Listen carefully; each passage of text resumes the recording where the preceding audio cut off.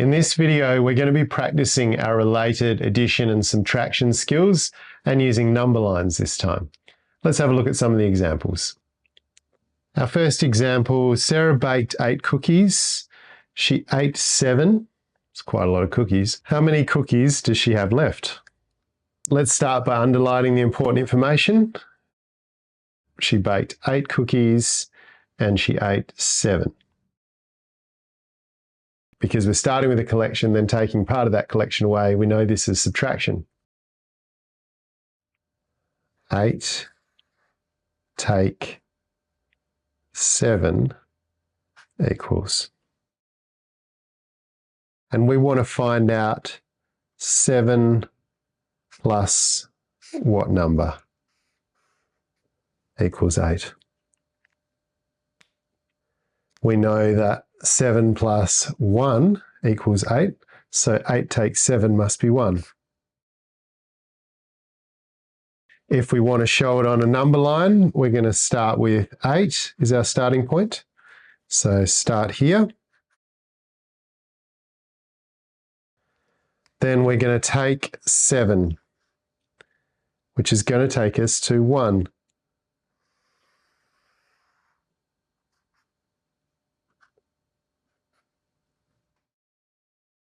To check, we're going to use our counting back strategy. We're going to start with 8 and we're going to count back 7. Starting here, 1, 2, 3, 4, 5, 6, 7. Same answer.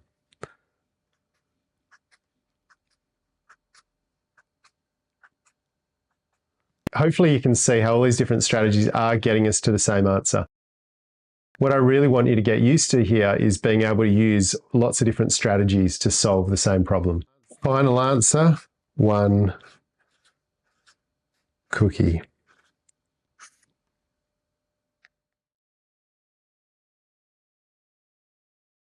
Another example, Jenny had 8 sunflowers in her garden.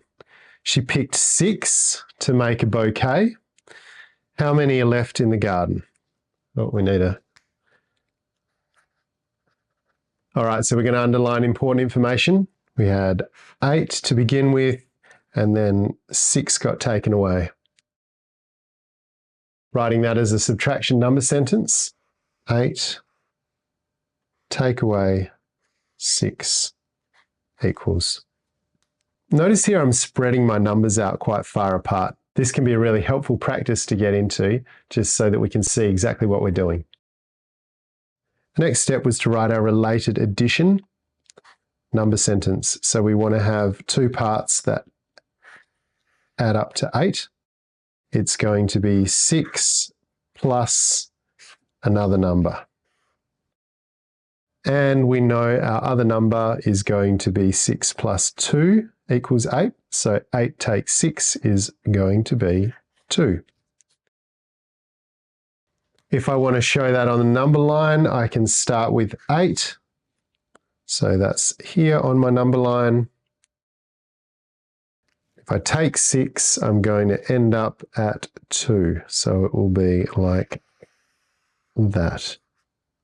Take 6. Let's count back in ones just to make sure we've done it right.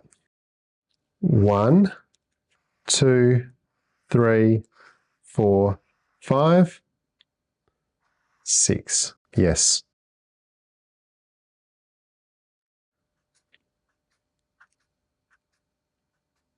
Notice also that I'm labeling all the steps in my number line to show the steps that I'm taking. Okay, so that's how we can compare subtraction number sentences to addition number sentences to number lines, all giving us the same answer. Have a go at the attached activity, and I'll see you in the next video.